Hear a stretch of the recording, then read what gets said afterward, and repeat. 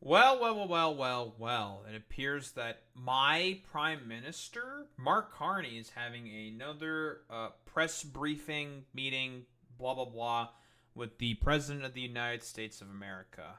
So, obviously, before this all happened, well, during the first time, it was all the, like, 51st state fucking bullshit was going on, and everyone was just like, wow, we don't fucking like all this 51st state bullshit whatsoever. And Trump was just being like a belligerent fucking moron and asshole. And now there's like a second round. So obviously, as we all know, the U.S. is still trying to import like tariffs on us for some fucking reason in order to try to incentivize like U.S. I guess forestry services for some reason, despite there being basically none. That housing crisis that you guys are having and all that trouble that you guys are having in terms of building houses. I wonder why that might be the case. Again, I think even to this point right now, Canadians basically do everything possible in order to not buy any fucking U.S. products and still are boycotting the fucking U.S. because, again, it's not just the 51st state stuff.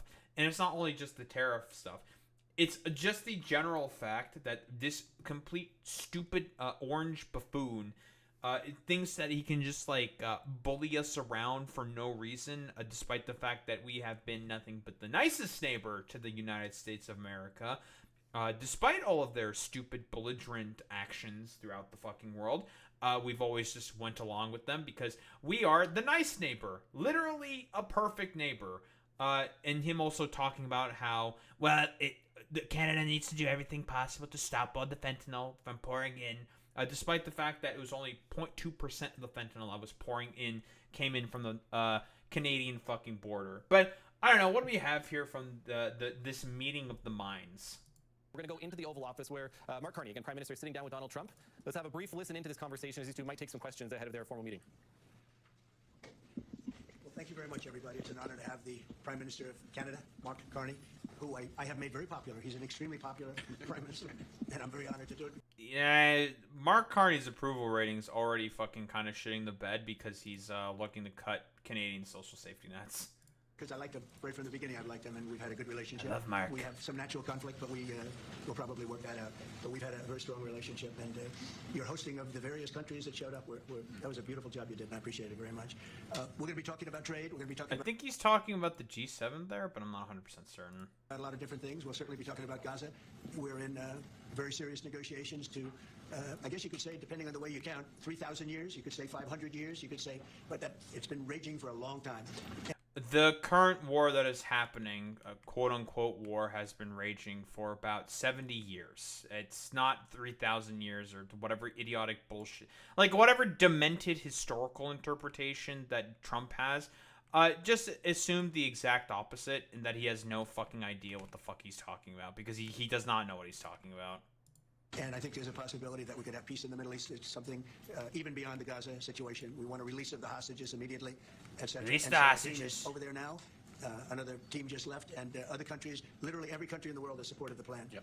I don't think there's anybody that hasn't, actually, not that I've seen. Yeah, the dog shit 20-point peace plan that basically has the Palestinians sublimate themselves to essentially being fucking treated as second-class citizens. Like, when I say that this fucking Gaza peace plan is really fucking bad, it's really fucking bad, dude. But there's a real chance that we could do something, so you may have some questions on that later. But in the meantime, we'll spend some time and we'll make some deals and we'll do some things that are good for both of our countries. And Mark, it's an honor to have you. Thank you very much. Thank you very much, Mr. President. If I may, you kindly hosted me and some of my colleagues a few months ago, and I said at the time, you are a transformative president. And since then, the transformation in the economy, unprecedented commitments of NATO partners to defense spending, peace from India, Pakistan through to Azerbaijan, Armenia, disabling Iran as a force of terror, and Mark Carney knows exactly how to play to this fucking moron because, again, we've talked about this before. Honestly, Trump has had basically nothing to do at all with any peace being done in those fucking goddamn countries. Honestly, he basically fucking accomplished nothing at all whatsoever in terms of finding some form of fucking peace in India, Pakistan. Again, the only thing that happened in Nagorno-Karabakh specifically between the Azeris and the Azerbaijanis was basically the fact that there was just like one corridor established, and that's literally it. It was just a corridor that was established, which allowed American peacekeepers to go in comparison to the Russian ones, because I wonder what might be going on with Russia as to why they may not have a bunch of peacekeepers going in right now to administer Nagorno-Karabakh. I couldn't possibly think of anything. Ukraine, wink, wink, nudge, nudge. But yeah, I wonder why with specifically the Armenians and the Azerbaijanis. And by the way, that deal is quite heavily favored to the Azeris, the belligerent in the fucking conflict, in terms of Armenia, and also Azerbaijan. So again, like, but we have to play to the sensibilities of this like complete utter 3 IQ moron, to make sure that he doesn't throw like a complete fucking hissy fit. And now, and I'm running out of time, but this is, in many respects, the most important. The merger of Canada and the United States. That wasn't where I was going. On this solemn day of commemoration of the horrific attacks of October 7th, for the first time in decades, hundreds of years, thousands of years, this prospect of peace that you've made possible, Canada stands foursquare behind those efforts, and we'll do whatever we can to support them. Yeah. Thank you very much. Any questions? Again, like I said before, like this peace plan that's going to happen is it's not good. It's a really fucking bad plan, dude. What would it take for you to drop or lower your tariffs on Canadian sectors, including aluminum steel? Well, we're going to be talking about that with the Prime Minister. We'll be talking about tariffs. We'll be talking about a lot of that, but that's for a little bit later on.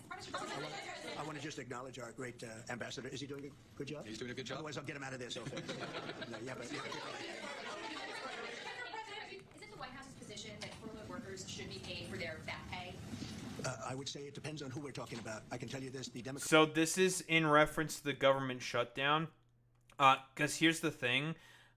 In terms of the federal workers that are currently not getting fucking paid, a bunch of their positions were already getting cut to begin with by the Republican Party. Again, like, have people seemingly forgotten about the actions of fucking Doge and Elon Musk for some fucking reason?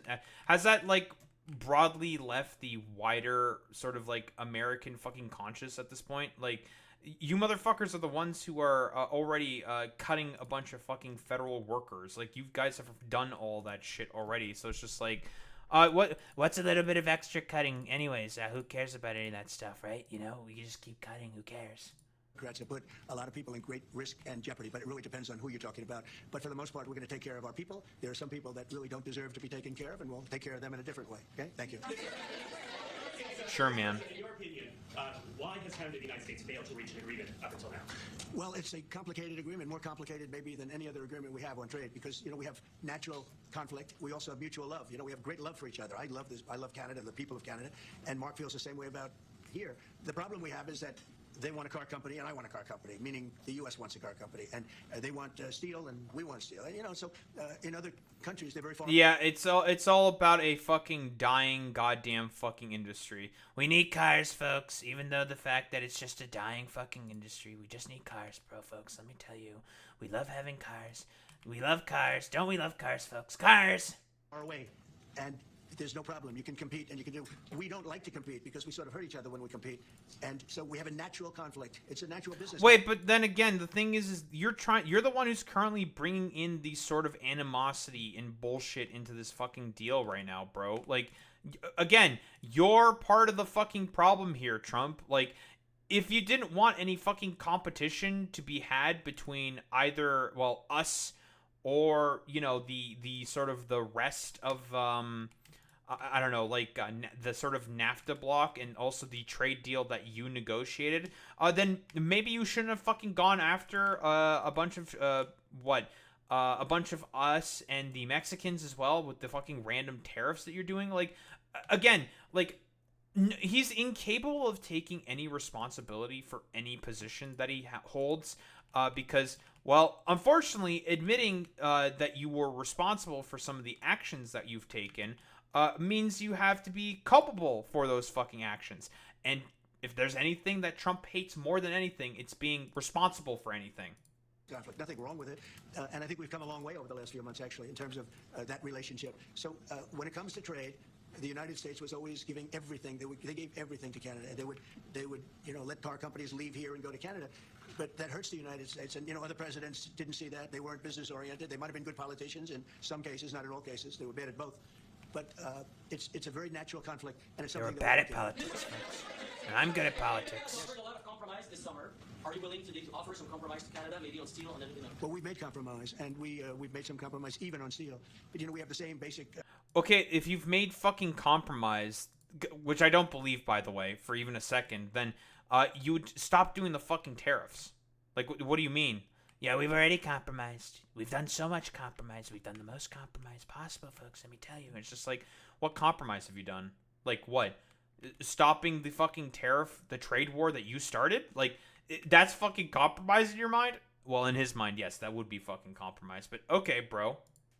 Authority and the same basic. This could be also a little bit of a conflict with other countries all over the world on steel, because we want to make our own steel. We don't want to bring steel in for the most part, but we will bring it in, and we do bring it in. We continue to bring it in from Canada, but there is a tariff to pay.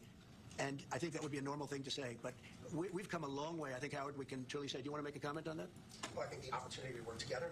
But as you said, there's here's Nutlick. Why do we make cars in Canada? You called that out, and you've addressed that. So there are places we should work together, and there are places that we have natural conflict. It's a tough situation because we want to make our cars here.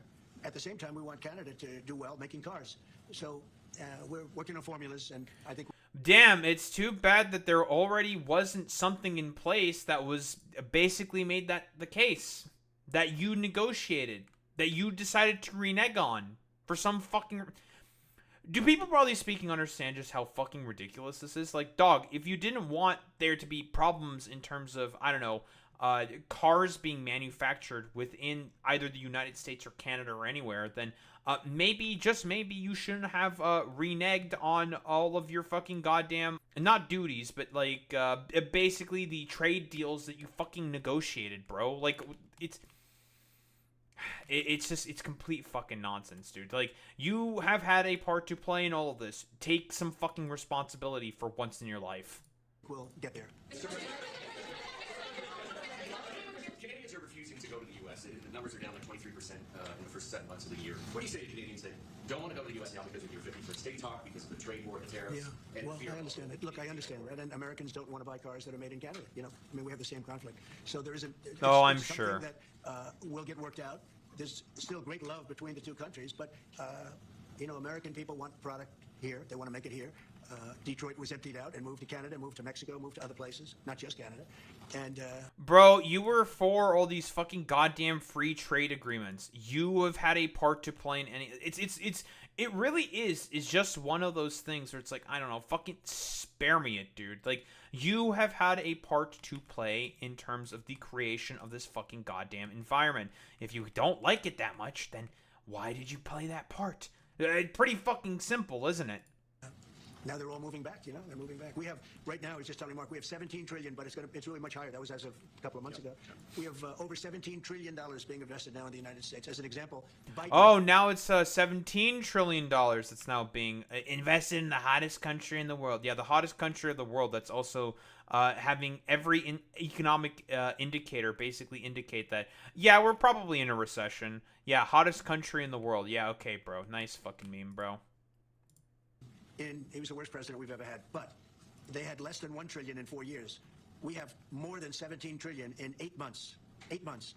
And I think that number is going to be $22 trillion. There's never been anything like that in the history of the world for any country, not even close. If you did $1 trillion in a year, that's pretty good. We're going to do over 20. And it's coming in with AI. It's coming in with auto plants. We're building auto plants, a lot of auto plants in the U.S. It's coming in for a lot of reasons. Oh, by the way, one of the fucking auto plants that he was building, the Hyundai auto plant, let's not fucking forget about this. He had ICE go in and do a fucking raid on the workers that the Koreans brought in order to help administer and teach the fucking goddamn Americans how to do some of the fucking work associated with that. Did you think that people would fucking forget about that shit, Trump? Like, really? for even like 1 second, like fucking spare me it, dude. If you wanted people to want to make cars within America, maybe you should not do random raids against a bunch of their workers that they bring in from their fucking company in order to teach American workers how to do specific jobs, like building those special batteries that are fucking necessary. It's complete fucking nonsense, man. Coming in because of the fact, I think the November 5th election was a big factor, and I think the tariffs are a big factor. And again, we want Canada to do great, but there's a point at which we also want the same business. We're competing for the same business. That's the problem. That's why I keep mentioning one way to solve that problem is a very easy way. But we're competing for the same business. He wants to make cars, we want to make cars, and we're in competition. And the advantage we have is we have this massive market. So it's it's quite an advantage. Mr. President, can we talk about Portland for a second? Are you planning to invoke the Insurrection Act? That would be, a very long-standing law that's been on the books. Yeah, well, it's been invoked before, as you know.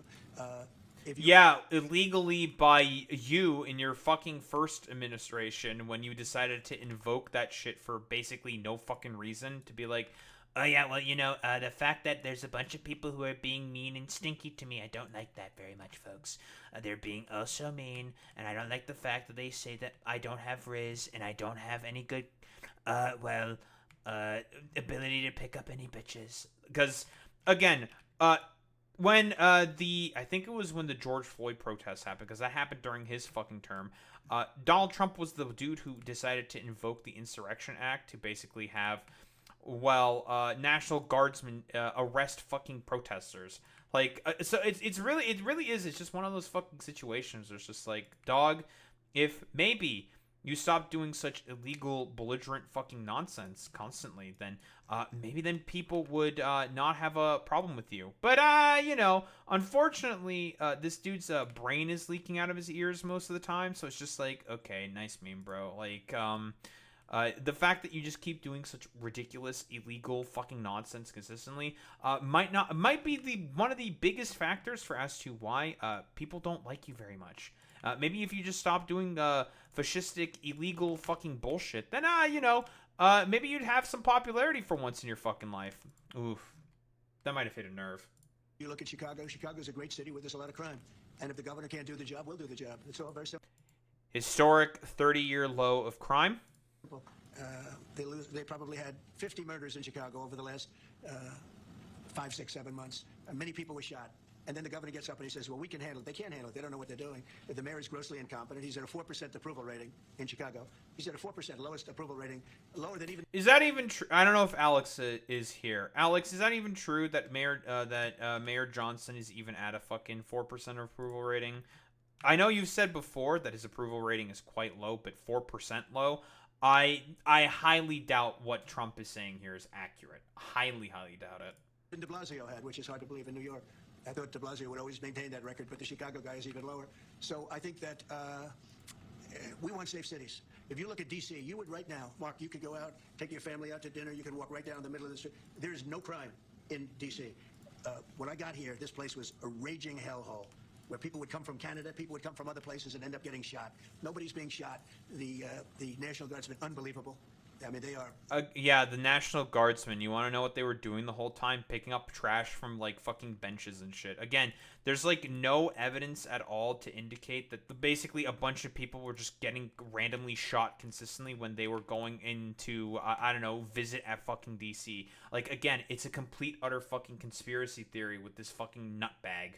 Strong, tough guys. You know, we won something at the Supreme Court, which is a big deal. Merit. Everything now in this country is merit-based. I didn't think I'd ever see it again. And we have our soldiers are merit-based, too.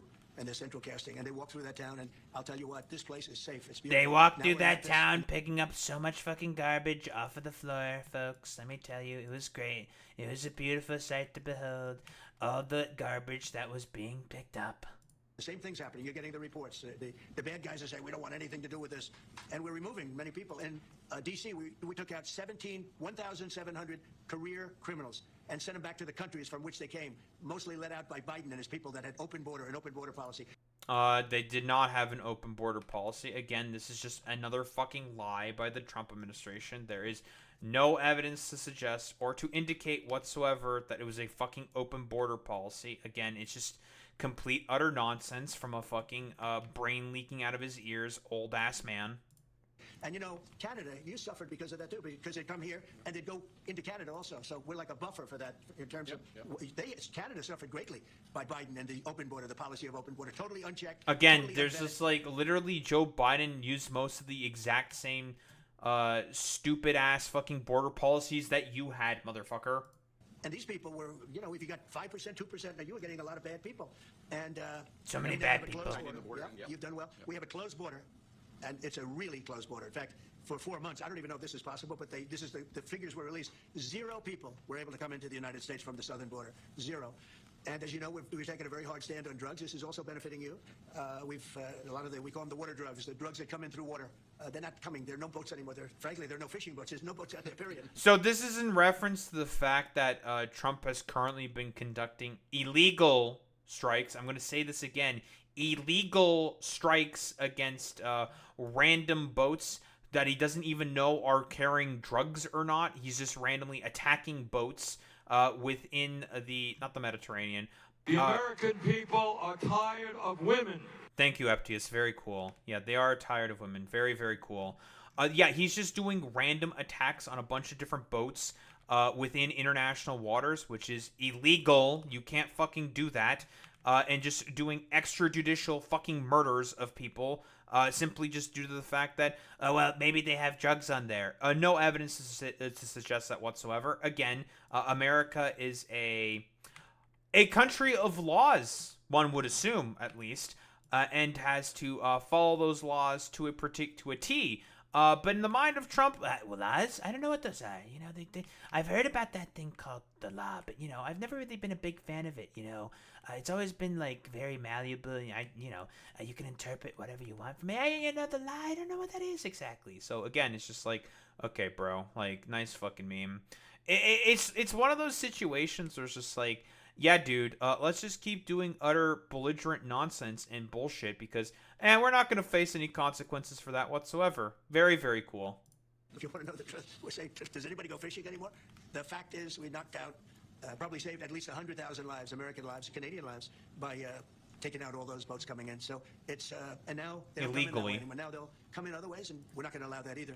So we've done a great job on that, but on crime. Keep in mind, again, most of the illegal drugs that were coming into the United States of America were, oh, shocker, it was done through legal points of fucking entry consistently. But then again, do you think that this fucking stupid moron knows about any of that stuff? No.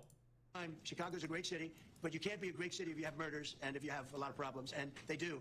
And they have an 30-year crime low, by the way. And by the way, also this motherfucker, in terms of the community initiatives that Chicago was basically using, or doing rather, in order to help tackle the problem of crime within the fucking city, he had a hand in cutting a bunch of those fucking programs. So again, it's one of those situations, like, it's fucking spare me it, dude. Like, you are part of the issue. You are the fucking problem, dude. Hey, if you wanted crime to be stopped so badly, maybe you wouldn't have cut all that funding that was helping crime go down within Chicago.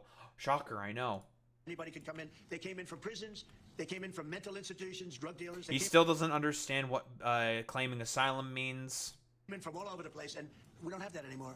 This country is becoming we're a very strong country. Look, financially speaking, I would say that because of the tariffs, because of the election, because of the policy, because of the great big beautiful deal. It's what I added the word great because it really is. It's the biggest great bill big ever beautiful passed bill, in the history of our folks. country. We don't need another bill.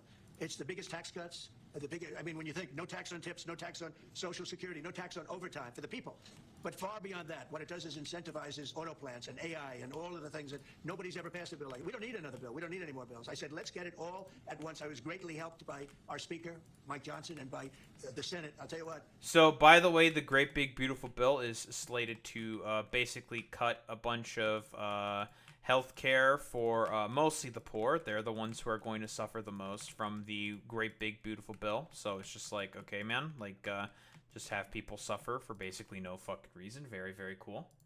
John Thune's both of those guys have been incredible. And we got a bill passed that I said, let's see if we can get it all done because these Democrats are like insurrectionists, okay? They're so bad for our country. So their policy is so bad for our country. I said, let's see if we can get it all done. Yeah, and not the policies that you're currently doing right now. That's going to be really, really good for the American people. It's going to be great and fantastic to see the, the consequences of the idiotic belligerence and nonsense this motherfucker is doing.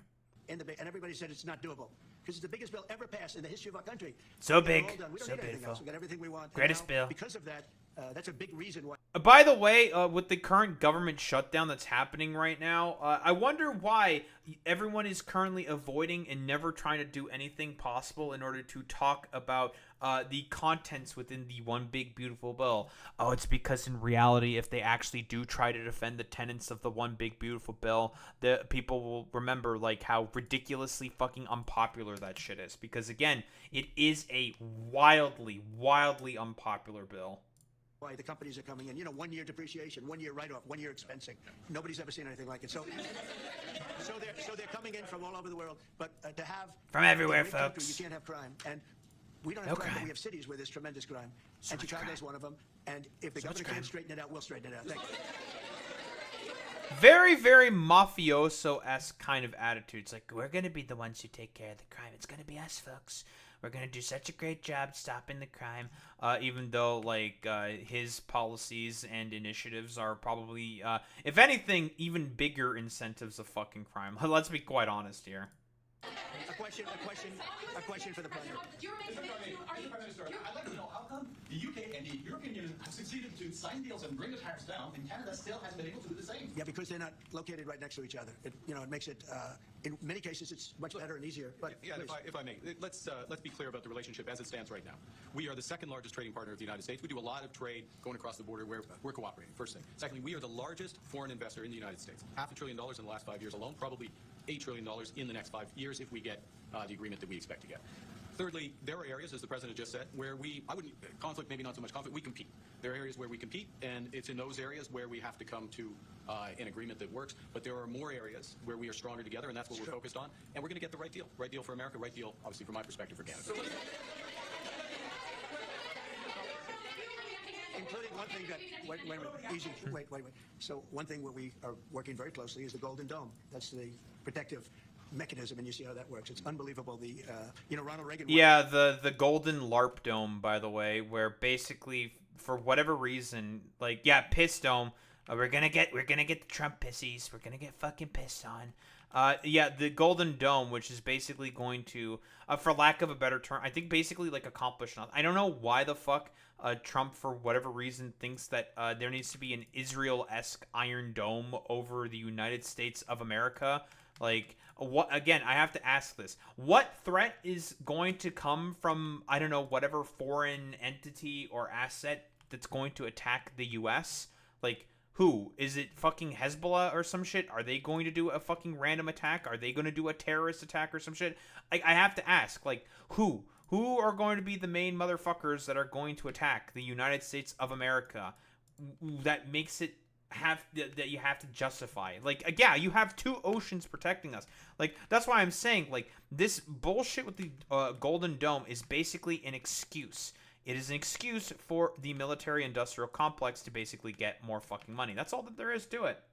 Wanted to have it, and at that time they didn't have the technology, even close to the technology, but he was advanced, and we'll be working together on a Golden Dome for the two countries, and something that I think very is advanced, important. folks. Especially when you look at the world, you look at what's happening. We want to have that protection. It's really amazing. The technology is unbelievable. So good, folks. Why do you say some federal workers should not get their back pay? Why do you say some? Well, you're gonna have to figure that out. Okay, ask the Democrats that question. Go ahead. Again, we're gonna say this consistently. He is the reason why there's currently a government shutdown that's going on, because he's wholeheartedly unwilling to negotiate with the Democrats. Again, he is the exact dude who, from on high, said, "We don't need to negotiate. We don't have to talk with them at all, folks. Why should we talk with them? There's no point in talking with any of them. So don't talk with them." It's just so now you want to you expect some kind of deal to be made between the fucking Democrats now? Now you want a fucking deal to be made? No. Again, he is not a fucking honest actor. That's the actual fucking problem here. Do not believe anything that comes from this motherfucker. He is not willing to negotiate in fucking good faith, which is why he just keeps doing the idiotic, belligerent bullshit that he's doing. Just to follow up there, I mean, the law says that when the government reopens, that workers will receive their back pay. So are you going to defy the law there, or what do you? I follow the law, and what the law says is correct, and I follow the law. Yeah, dude, the 31-time felon fucking president who got 34 felony fucking convictions. I'm really good at following the law. I'm so good at following the law. I'm the best law follower, folks. Let me tell you. Mr. President, will Canada be leaving empty-handed, or will Mr. Carney be leaving Washington with a deal on tariffs? I think they're going to be very happy. We have a lot of things that we're working on that They're gonna be people so don't happy. Talk about. They talk about, competitively. She's a very competitive person, and they talk about things that we don't necessarily agree on. But I think they're going to walk away very happy. I think so. Oh, I'm sure. Deals that you signed, there's been a minimum tariff that countries apply. When USMCA gets renegotiated, do you want a minimum tariff on goods between Canada and the U.S.? Well, we're going to have tariffs between Canada and, they have them with us. I will say with our farmers, as you know, they went up to as much as 400%, 250, 300, and even one at 401. We found one having to do with a very small product, but it was high. So we've always had tariffs between the two of us, and actually. Again, since Donald Trump doesn't understand how fucking tariffs works, for whatever reason, because he's a dumbass, fucking the tariffs. We have a 390% tariff on dairy products. The reason that we have that tariff on dairy products, to be specific, is simply due to the fact that we do not want our markets to be overwhelmed by U.S. markets. So we put in tariffs that basically trigger, I guess for lack of a better term, when a certain amount of cap is reached. So basically, yeah, and U.S. dairy does also fucking suck. But basically, we have a tariff in place that says, hey, if you decide to come in with this amount of dairy within our fucking country, we are going to have a tariff be put in place in order to make sure that, that stops all of that fucking movement of that amount of fucking goddamn product. Because we have our own sort of, not tariffs, but our own fucking industry that we are also trying to protect. This is what is called protectionist trade policy. But again, this dumbass doesn't understand that. Canada was charging us very high tariffs on our agricultural things, a lot of our agricultural product. And that's one of the things that we talk about for bringing that down. So, this is a mutual thing, but we've been charged tariffs. Look, we're the king of being screwed by tariffs, just so you understand. And I'm not talking about with Canada, I'm talking about with countries all over the world. We get screwed so Europe, much. when you look at China, when you look at all of the... we suffer so almost much. Every country charge the U.S., we didn't charge them. Because we were led by stupid people in many cases. Stupid people. They took advantage of our country. They're not taking advantage of us anymore. If you look at the European Union, they're all my friends. I don't blame them. I blame our presidents. I blame our past presidents and, business leaders. But we are... Yeah, and he's doing such a great job right now with, this stupid, belligerent nonsense that he's doing right now with fucking tariffs. Yeah, listen, I'm the best tariff guy. I know how to do tariffs so well, folks. And the current U.S. economy would like to beg to differ. It's just actually, no. He is not doing a good job in terms of tariff policy. He has no idea how to fucking run an economy because, again, this is the same motherfucker who has bankrupted 6 fucking goddamn businesses. Do you really believe in your fucking heart of hearts that this fucking dude right here is going to be capable of running a fucking economy? Yeah, I highly doubt that. The king of countries that have been taken advantage of for many, many years. We've been paying trillions and trillions of dollars and receiving nothing at all. As an example, prior to the deal with Europe, where they pay a lot of money, but they're happy, and I'm happy. The deal was good. It's a fair deal, but it wasn't fair. You couldn't put a car into Europe. You couldn't sell your agriculture into Europe. You couldn't do anything. And now we have it. So because American products are dog shit, and people like their own products in Europe more. Cope and fucking seethe, Jack. You want to have good fucking... you want people to be able to buy your fucking products, then stop making such shitty fucking honestly, the sheer arrogance that's on fucking display with this complete dumbass motherfucker is just okay, you want people to be able to buy your fucking dog shit, then don't make such fucking dog shit sometimes it really is just that simple. It's just we want people to buy all of our stupid shitty products, and it's just dog, just Stop making such fucking shitty products, and then maybe we'll buy them. Yeah, fucking French cars are... There are so many fucking cars that are just significantly better than that of American fucking vehicles. Like, because, again, it's almost as if regulations are a good thing, and you want to have cars to be successful within a fucking economy, within a market. Oh, you have regulations in order to incentivize all of that stuff. But again, do you think this dumbass understands any of that? No. That it's open, we charge them tariffs. We didn't charge them tariffs a car, they charge us tremendous. I said to Angela Merkel once, I said, how many cars have gone to Germany from the United States? And she said, well, I don't believe any. And I said, you're right. Well, that doesn't happen. Because nobody fucking wants your dog shit slop cars. Nobody wants dog shit, terrible fucking American fucking vehicles. That is why it's not fucking happening.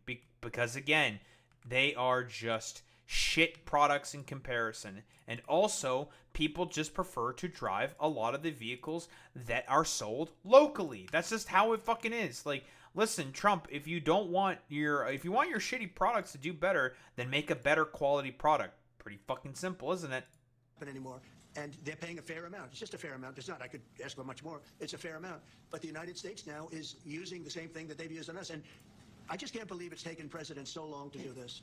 And again, we're going to treat people fairly. Because it's fucking stupid. Because most presidents understood why Europeans probably weren't buying American fucking vehicles. Because American vehicles, in comparison to European vehicles, are fucking dog shit. They are just bad products in comparison. Trump, you're a businessman, allegedly. You should understand that if a fucking customer is not buying a fucking product for some fucking reason, it might be because the product is bad. We're going to especially treat Canada fairly. But I can't believe it's taken so long where we get charged and don't charge them. Japan was a good example. We made a deal with Japan. You saw that one. A deal with Japan. It's a much different deal than we've had in the past. But they would send us millions of cars. No charge. We weren't allowed to send them cars. We sent them no cars. I doubt you had one car. Yeah, because, again, guess what? Japanese people didn't want giant fucking American Suburbans and fucking SUVs and all that fucking shit. Because their roads are tiny in comparison to that of the giant slop roads that fucking America has. Like, oh, I wonder why Japanese people weren't buying American fucking vehicles. Oh, I can think of a couple fucking reasons. Because there's a lot more regulations and tighter fucking controls in terms of what vehicles are allowed to be fucking driven within Japan in comparison to the United States of America, which basically has no fucking regulation when it comes to this stuff. Go into Japan because we were restricted. They didn't want our cars. Same thing with Europe. Same thing with other places. Well, at least he fucking actually said it. It's like they didn't want our yeah, they don't want your cars, man. They don't want them because you offer a shittier product in fucking comparison. So I wonder why most people don't want your fucking cars, because your fucking product is just bad. So now all we do now is fairness, but fairness leads us to the most successful country there's ever been. You know, we have some advantages over other countries, and we do have a great market.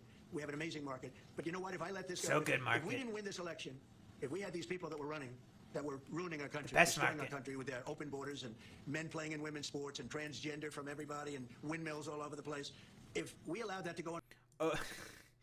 By the way, everyone's in transgender. Everyone's a trans now. Trans are all bad.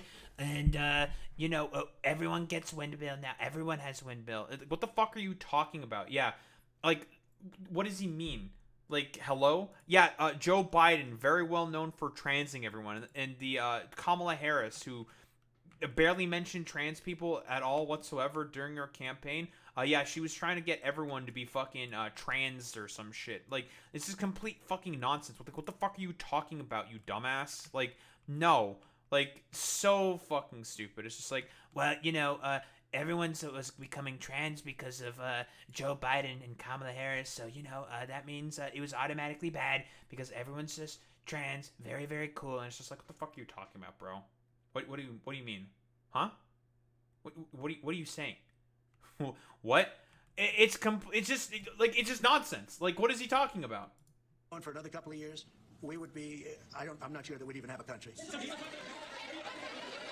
Oh, also, yeah. In terms of the windmills, yeah, the basically the source of energy that he's trying to replace windmills with coal, dying industry. does not make as much energy as in comparison to windmills and solar energy. So the fact that he's trying to replace that with a significantly dirtier source of energy that doesn't make as much is just like, okay, bro, whatever. Just keep doing your like 3 IQ stupid nonsense, and maybe it'll pan out for you. It'll totally work out. Yeah, no, this totally won't fail for you at all whatsoever. Yeah, Brian. And by the way, I'm not sure we would have even had a country. And now we have the most successful country in the world. Brian? Yes, sir. What is your message to Democrats? Every single economic indicator is indicating that the most successful country in the world is shitting the bed. But then again, the only sort of indication of success in the idea of Donald Trump is, all that matters is basically, hey, is the stock market doing well? If it's doing well, then we're doing well as well, folks. It's just like, sure, bro. Like, okay, man. It's just like, yeah, bro. That's such a great fucking indicator for as to performance of the fucking goddamn economy. The fucking stock market. Literally everyone's having an affordability crisis. The tariffs are causing the affordability crisis that exists within the United States of America to only spiral out and become way, way fucking worse. And you want me to believe that the economy that's currently within the United States of America is good? Yeah, right. Yeah, nice meme, dude. Ahead of a next vote to open up the government. The American people are saying, open the damn government. What's your message to them right now? Well, they're the ones that started it. They're the ones that have it. And it's almost like Again, I'm going to say this again. When Chuck Schumer and Hakeem Jeffries tried to come in to negotiate with both you and J.D. Vance, what did you do? First off, you didn't listen to anything, and you barely seemed to understand about any of the issues that were talked about at hand. But you also decided to make a fucking AI sombrero meme of like Hakeem Jeffries and Chuck Schumer with a mariachi sort of like music being played in the fucking background, and you expect the Democrats to want to negotiate in good faith with you dumbass motherfuckers? Like, why should they at this point? You yourself even said that even if the continuing resolution was passed, that you can still do whatever the fuck you want with the budget. So you yourself have basically said that you are not willing to negotiate in good faith, that you just are going to do anything you want with the budget anyways. So what's the point of negotiating with you? What's the point? The Democrats should not fucking negotiate with any of you. They should just, like they're doing, which is good right now, this is good politics, continue with the fucking shutdown. Let the government stay shut down for as long as possible until it gets into your fucking stupid looking head ass that, well, it turns out that I actually kind of have to compromise with the other side and talk with them if we want to get something done within the government. So, well, fuck, I guess I have to negotiate. Yeah, like, you have to put the ball in Trump's court, because again, and the Democrats, so far, for now, are doing a good job at this. Not Hakeem Jeffries, because whatever bill is going to pass through the House, there's not really much the House can do, but they've so far been consistent in voting against basically everything. But Chuck Schumer, so far, has been consistent in just not allowing any vote for reopening of the government to happen. Because, again, he is indicating that, listen, I am willing to fucking capitulate. I will capitulate. If you're willing to just come to the table and negotiate on this one fucking thing. And the Republican Party has consistently refused to fucking negotiate on the ACA fucking subsidies, which are popular amongst the American people. So again, ball is in your court, Trump. Negotiate in good faith, and then maybe the government will reopen. But you're not interested in negotiating in good faith because you've never been interested in negotiating in good faith, ever. Kamikaze attack by them. You want to know the truth? This is like a kamikaze attack. They almost, they've kamikaze, folks. They've lost the elections. They've lost the presidential election in a landslide. I saw the other day where Kamala said this was a very close election. This was one of the biggest sweeps that anybody's ever had. Won the popular. You barely won the popular vote. You got into office with about 49% of the vote. This was probably one of the closest elections in all of fucking history, which I think Kamala Harris would have won because I've talked about this before, but there's a Greg Palast documentary that indicates and shows proof of the fact that Kamala Harris was basically cheated out of a bunch of fucking extra votes. So again, like, if you thought this was not as close as you thought, Trump, and that it was actually a fucking sweep, then why does the Republican Party consistently have to do basically as many sort of, well, for lack of a better term, shutdowns in terms of voting rights and people of being able to participate within the ability to fucking vote as much as possible? Why does the Republican Party have to do everything to make it as difficult as possible to fucking vote? I couldn't possibly think of anything.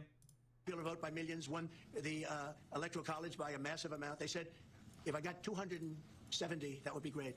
But I got, I think, 312 or 315, and they got 220. So, you know, we won that. Yeah, the DEI for Republicans, by the way, the Electoral College. But we won counties. The big thing is counties. So out of all of the counties, thousands and thousands, we got 2,500. They got 525. It was a landslide. And we listened, oh, yes, it was close. It was one of the greatest victories ever. And it was a mandate to do what we're doing. And I hope... Again, I'm going to say this again because it's not a fucking mandate. Closest fucking election in recent fucking goddamn history. Yeah, like, who the fuck cares about counties, for fuck's sake? Like why are you counting fucking counties? Like, it's completely irrelevant. But again, this was the closest fucking election I probably fucking history for the United States of America. And he's just like, you know, everything, it was a complete landslide. We totally owned those stupid dumbass bitches. It's like very, very cool. But it's so fucking stupid. Yeah, LA County, one fucking county, is worth the population of multiple fucking states. So again, like, completely fucking irrelevant.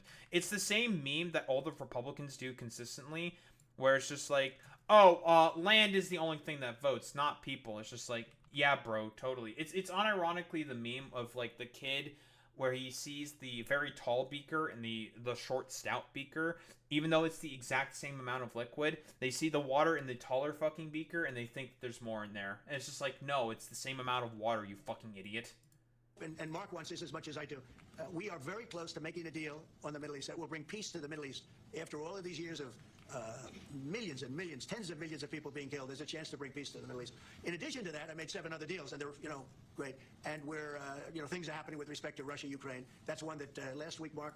None of these are gonna fucking work out. Like, I guarantee you, all these supposed peace deals are just going to be a collapse. I guarantee you, all of those are gonna just completely collapse. Because again, as has been indicated by Bezalel Smotrich and Itamar Ben-Gvir, and also, this still has to be, the ceasefire itself, although the Israeli Defense Force is temporarily following it. I don't know what exactly might have incentivized Trump to go ahead and not sort of, let's just say, go ahead with the sort of stopping there of what's going on.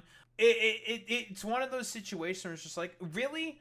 Do you really think in your heart of hearts that this is going to work out as well as you think it is? Because I have no reason to believe at all whatsoever that the Israelis are going to want to follow the tenets of the fucking deal to a fucking T. Because why should they, right?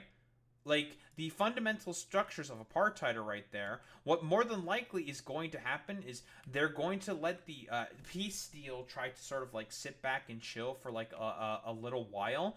And then eventually, when the opportunity is possible, they're going to go back in and start bombing Gaza. Because again, the fundamental structure of apartheid is still in place. There is nothing that is fucking stopping the Israelis from basically helping, continually enforcing those fundamental structures. So there is no way for them to basically want to fucking stop this. Why would they want to stop this? They have no reason to. Probably all those Qatar deals? Probably.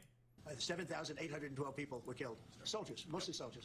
But 7,000, more than 7,000, almost 8,000 soldiers were killed. It's a crazy thing. I thought that would have been one of the easy ones. I get along very well with Putin, and I thought that would have been, I'm very disappointed in him, because I thought this would have been an easy one to settle, but it's turned out. Putin doesn't like you, little bro. He doesn't think of you that way, little bro. He fucking doesn't respect you at all whatsoever. Like, why should he? Right? He thinks of you as just like a doddering old man that's like really easy to fucking manipulate and control, because you are a doddering old man that is really easy to manipulate and control. Have to be maybe tougher than the Middle East. We'll see what happens with the Middle East. So tough.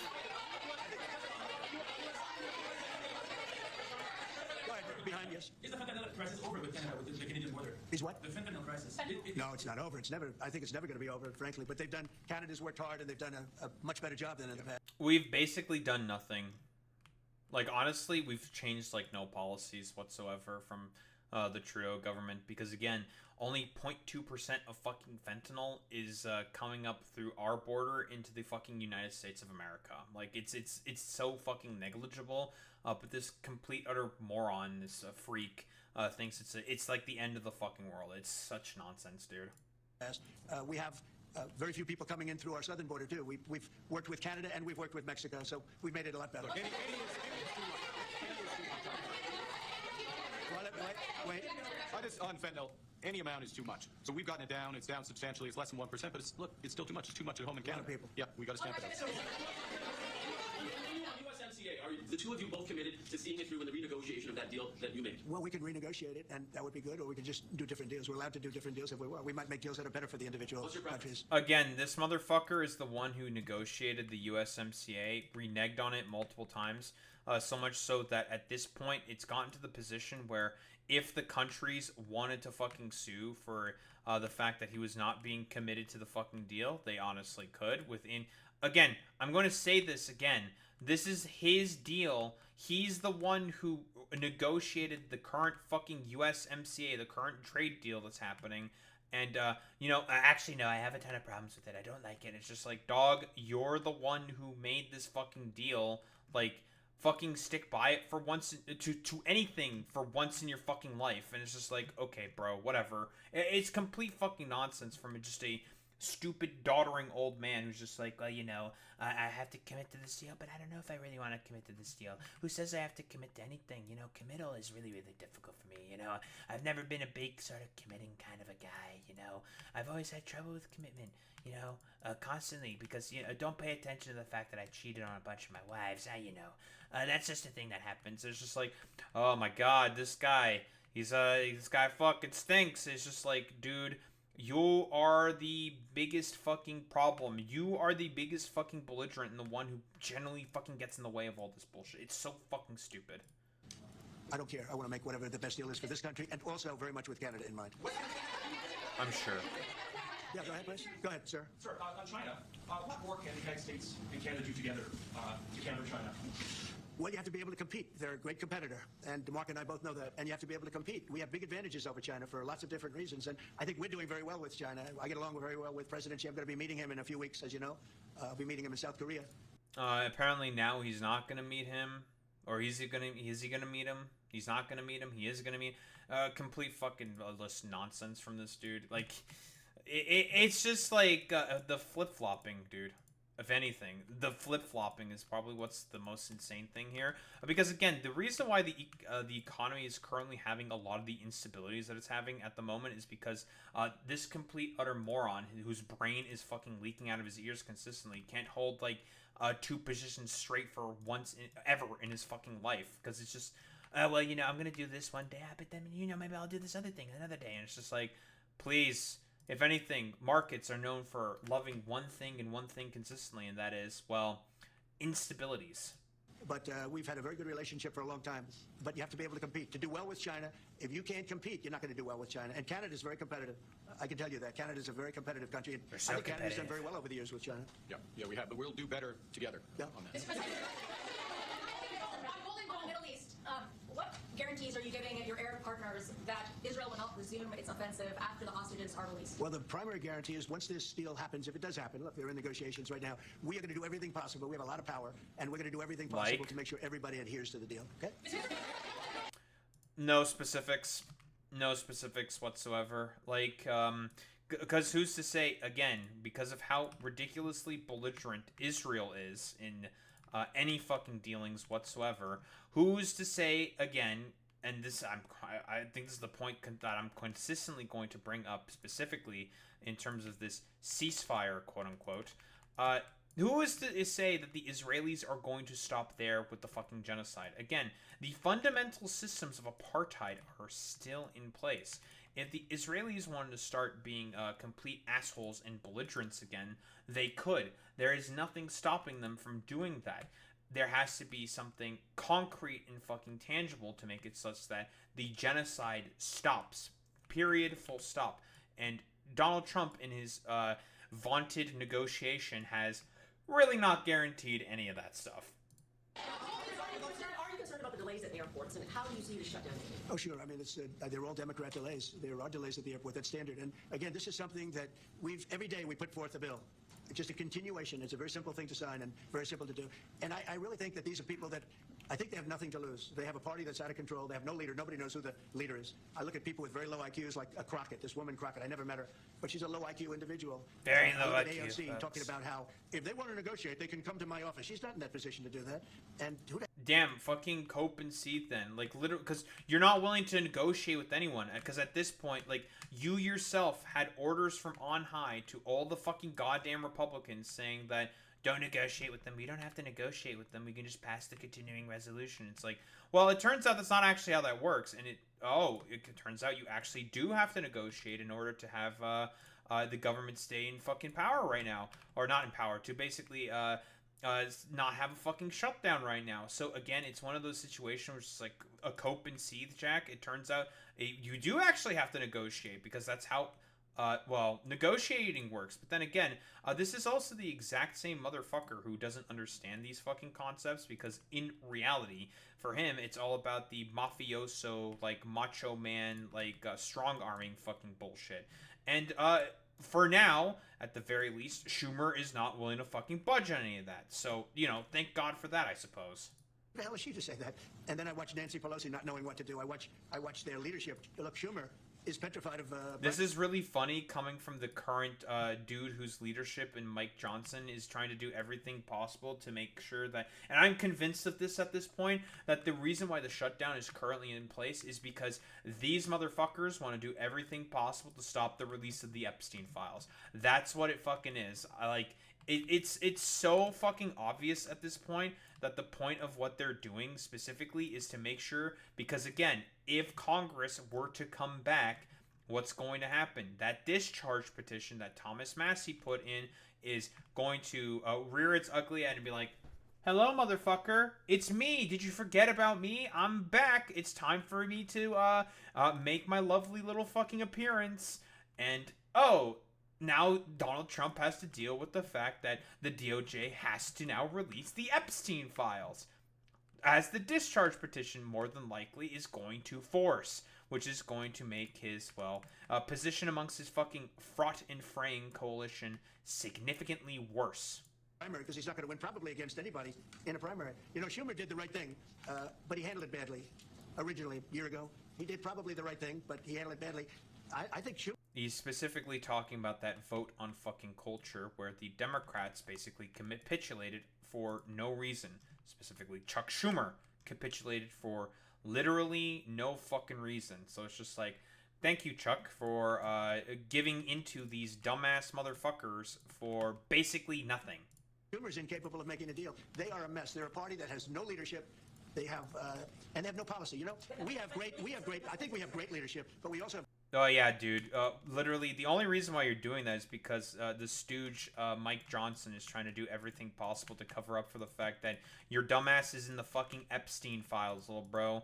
But I wonder why you're not revealing any of that. If you guys are doing so great in terms of policy, you guys would have to be doing way better in terms of your fucking approval rating. But I wonder why that's currently shitting the bed right now, Trump. I couldn't possibly think of anything. It's just fucking copium huffing from this dude. Great policy. We have strong borders. We have no men in women's sports. Basic things. We're not going to take your child away and change the sex of your child. We're not going to do things like that. What they're doing to the country is so incredible, and they got away with it with all their woke crap, and now it's stopped. And we have a country that's based on common sense and strength. I'm going to tell you once again, there has been no instance of Kamala Harris ever talking about the wokeness agenda or whatever the fuck bullshit this motherfucker seems to think that is going on. That just wasn't fucking happening. It just wasn't happening. It's like some, I don't know, latent schizophrenia that this fucking dumbass is currently having. It's so fucking stupid. Yeah, he is defaulting. You are correct, Boy Meets Mini, because he's got fucking nothing. And the Republican Party in general also is operating based off of basically fucking nothing. and intelligence. I mean, we have the United States of America, and I say it all the time. Other leaders have told me this. Mark hasn't yet, but I think he would. A year ago, we were a dead country, and now we are the hottest country anywhere in the world. Maybe Canada. Yeah, let's take a look at all the economic indicators. Don't look at any of the actual data that's indicating that the job market is shitting the bed, the dollar is shitting the bed. Again, the thing is with Trump specifically, the only economic indicator that he cares about at all is the fucking stock market. That is it. If the stock market is doing well, then in the mind of Trump, that means the economy is doing well. When it should go without any case that that's just really fucking stupid. It's so fucking dumb. Yeah, like Boy Meets Mini, you make top 15% income, and it's fucking dog shit currently, and you want to say that, oh, the current economy is in a great fucking position? Oh yeah, dude, totally. Yeah, the economy is doing totally great currently under your fucking stewardship.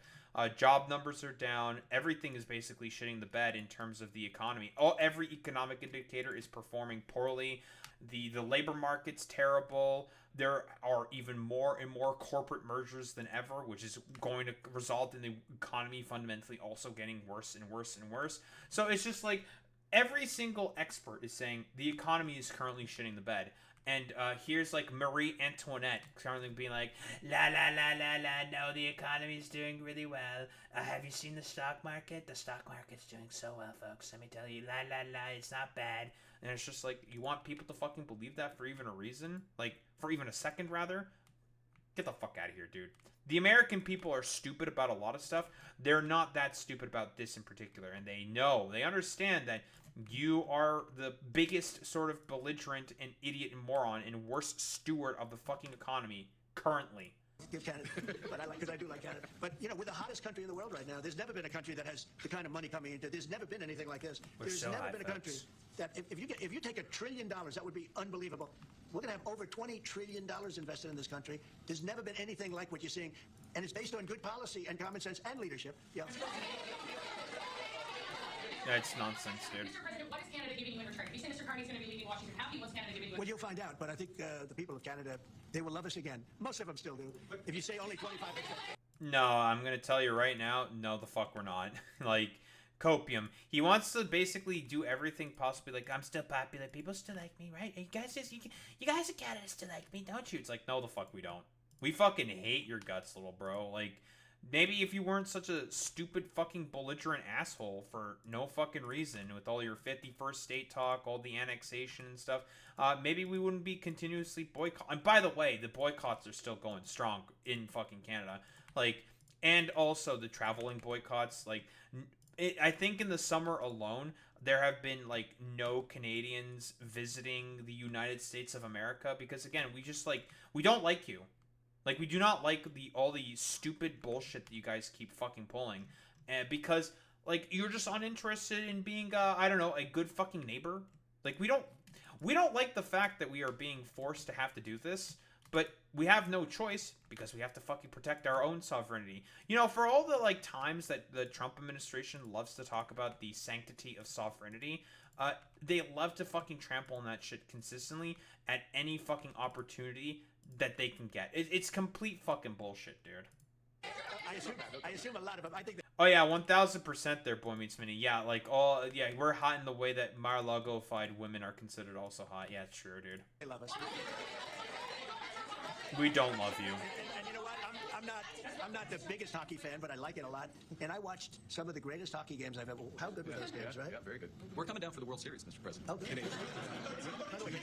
Oh, that's true. Yeah, the Jays are currently performing really, really well, right? I think we're about to head down to the World Series. I think this has been like I don't even remember the last time that Canada's even won the fucking World Series. It's been a long time since we have.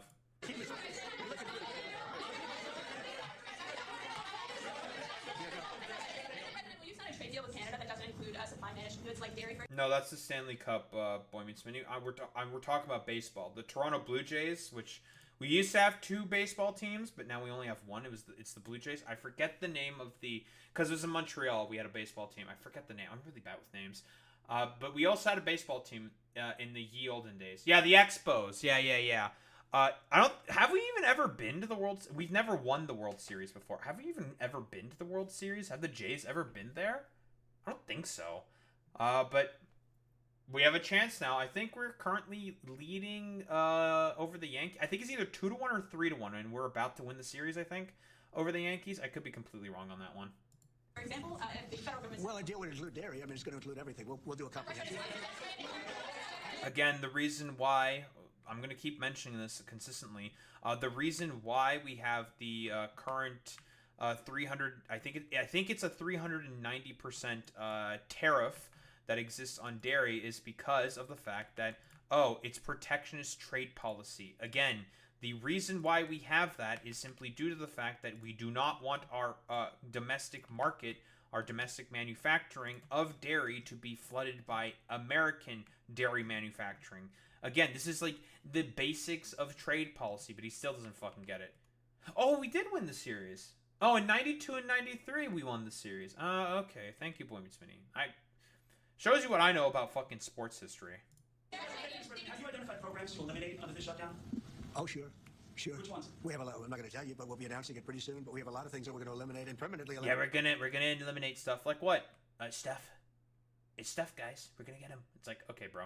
And one of the things that we have is some advantage, you could say, but because of the shutdown, which I think they made a big mistake, we're able to take out billions and billions of dollars of waste, fraud, and abuse, and they've handed it, Yeah, bullshit, by the way. You guys, through Doge, were already doing that from the beginning. Like, you guys were already cutting a bunch of people, like, belligerently, and illegally as well. You people were already the main dumbasses who were just like, oh yeah, well, we're just gonna cut people anyways because we just want to cut people. We just want to get rid of them. And it's just like, dog, like, you want me to believe for even one fucking second that this was always intended and you were looking forward to the fucking shutdown to do a bunch of cuts of federal workers? You guys were already doing cuts of the federal workforce from the fucking beginning. So again, it's one of those situations, like, it's fucking spare me it, dude. Like, you were doing that shit from the beginning anyways. On a silver platter. And Russell Vogt, he's a serious person, very serious person, and he's sitting there and he's very serious getting ready to person. cut things. And this is something that was handed to us by, I assume, Schumer. I just don't know if Schumer has any power anymore. I look at your leadership. I don't know who to speak to. I'll tell you what, I'm getting calls from Democrats wanting to meet. I never even heard their names before, and they're claiming to be leaders. The Democrats have no leader. They remind me of Somalia, okay? And I met the president of Somalia. I told him about the problem he's got. I said, you have somebody from Somalia who's telling us how to run our country. She's from Somalia. He said, would you like to take her back? What the fuck are you talking about? Yeah, Ilhan Omar is a representative of fucking Somalia. So, therefore, like, she's... Because of the fact that she won her fucking House seat, that means she can tell people... What are you talking about? What does this even mean? I guess this is just like a pathetic excuse to try to be racist or some shit against Ilhan Omar. It's just like, what are you waffling on about, bro? Like, she won her fucking seat, so if she wants to try to pass legislation, she can write up legislation to try to pass it. That's how Congress works, Trump. That's basically the whole shtick, man. Like, it's just complete fucking nonsense, man. He said, no, I don't want her. Okay, you know who I'm talking about? Very stupid. Well, I can tell you, I'll be able to tell you that in 4 or 5 days if this keeps going on. If this keeps going on, it'll be substantial, and a lot of those jobs will never come back. But you're gonna have a lot closer to a balanced budget, actually. Yeah, dude, a balanced budget. By the way, with the one big beautiful bill and all the other sort of tax cuts and everything that he's done, his spending is slated to probably add about, I think, a third of the U.S.'s national debt that they are currently having.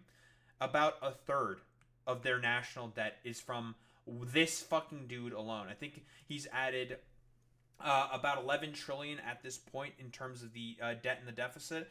And with the current trade actions that he is doing in terms of the one big beautiful bill and whatnot, it is slated to add about another 7 trillion to the fucking national debt and to the fucking deficit. Like, trillions upon trillions of spending for tax cuts for the rich. Is there anything the Prime Minister has done that's making it more difficult to reach a deal? Say it? Is there anything that the Prime Minister has done that's made it more difficult or easier to do? No, I think he's a great prime minister. I mean, he could represent me anytime. I will tell you, I'm not saying that because he is a very strong, very good leader. He's a nice man, but he could be nasty. He could be very nasty. Maybe as nasty as anybody. Nasty man. I think Canada. Let me put it this way. I can tell you this because I deal with lots of leaders all over the world. He's a world-class leader. He's a man that knows what he wants. And I'm not surprised to see that he won the election and won it substantially. And I would think he's more popular now. I do have to say that Mark Carney has done. I'm not really commenting on much of like what Mark Carney has done. He doesn't really have to do much of anything because again he recognizes that he just has to kind of sit there and just let Trump bloviate. To be quite honest, because again he's just like a fucking complete moron. And there's like the best way to deal with someone like Trump specifically is to just let him sit there and just bloviate like a fucking idiot and a complete moron. And it's just like sit there, look pretty, and just let him talk and just play to his fucking sensibilities. And he's basically just playing him like a complete fiddle, appealing to basically the fact that, oh, you stopped so many wars, Mr. President. Oh, you're so good at that. When in reality, that's not actually the fucking case. Like, if you take a look at any of the fucking ceasefires that he has done, they've all consistently fucking fallen through. It's complete fucking bullshit. But Carney knows and understands that to deal with, like, a stupid, doddering old Grandpa Simpson-like character like Donald Trump, you have to let him bloviate a little bit. Because if he's just not allowed to bloviate a little bit, then he's just going to become a more sort of moron and just complete fucking asshole. And just very, very fucking difficult to deal with for no fucking reason. Because it's just like, yeah, dude, you're telling me that this fucking Grandpa Simpson-looking fucking character really has it all here, and that it's fucking functioning normally up in his fucking brain? A little doubtful, I would say. Personally, I don't fucking believe in any of that bullshit, because it's just like, we all know that his brain is fucking leaking out of his fucking goddamn ears. He's definitely got some fucking flavor of dementia. That's not ridiculous or hyperbolic to say. You want me to believe for even 3 seconds that this dude, Donald Trump over here, is operating with a fucking full deck of cards? Yeah, right. He's a good man. He does a great job, and he's a tough negotiator. Very tough, folks. So then what's holding things up? If he's a great man and you want to do a deal with Canada, why aren't you? Because I want to be a great man, too. Thank you very much. History will not remember Trump kindly. In fact, history will remember him as the complete fucking belligerent, utter moron and sycophant who is surrounded by nothing more than a bunch of fucking morons and fucking sycophants. But yeah, like, I don't think there's really much else to go into here. Yeah, great man delusions as expected from the fucking fascist. Yeah, what else is there to say here? Just obvious with the consistent lies. He has no idea what he's talking about, and he has no idea, like, probably where he is half the fucking time, because, again, his brain is fucking leaking out of his ears. It's, you know, the delusions of grandeur from a dude who is seemingly failing mentally up here and is unfortunately, also straddled with the most power one can have on the fucking planet, and that is the power of the United States of America. He has the biggest economy that he's currently floundering about with. It's currently shitting the fucking goddamn bed, and he wants us to believe that he's a great steward. I'm actually so good at the economy. I know the economy so well, folks. And it's just like very, very cool. Yeah, it does suck that leaders feel like they have to meet in the White House. Why don't more countries refuse? Because unfortunately, his consumer market, this is the only thing that he was correct on. The U.S. does have the biggest fucking consumer market in the fucking world, and it is important to be in the good graces of that fucking consumer market if you want to be able to, well, participate in the general fucking global economy. That's the only thing that Trump was accurate about during this whole time. Besides that, he was just, like, lying, and he barely understood where he's, I don't know, his brain was half the fucking time. So, yeah, like, I don't think there's really much else to say besides, I think Mark Carney just played to his sensibilities and didn't really keep his head down and just, like, let the Grandpa Simpson character just be a Grandpa fucking Simpson character and just, like, let him fucking yap. Let him yap and, I don't know, play into his, like, delusions of fucking grandeur. Because, again, if Trump decides to fucking get cross with him for, like, no fucking reason, then it's just going to be, like, a complete, like, diplomatic fucking shit show. And, well, he would prefer to have to fucking avoid any of that shit. So, yeah, honestly, if you're a Canadian, keep boycotting. Fuck the United States of America. They is run by a complete fucking belligerent and fucking moron. No reason to believe any of the stuff that's coming out of the mouth of this Tim Pot, crackpot, wannabe fucking dictator. Because he's a complete fucking belligerent who can't be believed or trusted with fucking anything. But yeah, I don't think there's really much else to say besides Trump's brain is still leaking out of his ears. He's, I don't know, having delusions of fucking grandeur because in reality, he is incredibly fucking unpopular. And generally speaking, a lot of the American people do not like, are not buying and do not like what he's fucking selling. Because again, historic low fucking approval rating. His approval rating is in the fucking shitter, and people do not like the stupid bullshit that he's doing. But yeah, I don't think there's really much else to say besides fuck Donald Trump. His brain is leaking out of his ears.